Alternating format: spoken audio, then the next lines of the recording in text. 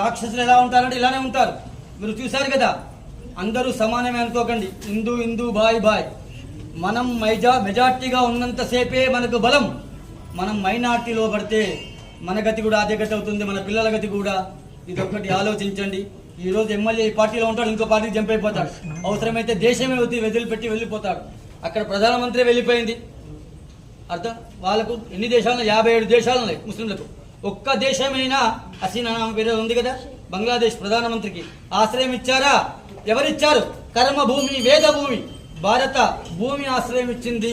ఇకనైనా అర్థం చేసుకోండి, ఇది పెట్టే భూమే కానీ తీసుకునే భూమి కాదు. సెక్యులరిజం ముసుగులో బతకండి దయచేసి. అందరూ బయటికి రండి. ఇంకా ఎన్ని రోజులు చంపబడతాం హిందువులం? ఎప్పటి నుంచి చంపబడుతున్నారో తెలుసా మీకు? మత మార్పిడులు. ఇది కూడా ఆలోచించండి దయచేసి. మీరందరూ ఏకంగా వస్తుందిగా ప్రార్థన. సర్వే జన. రేపు సాయంత్రం బంగ్లాదేశ్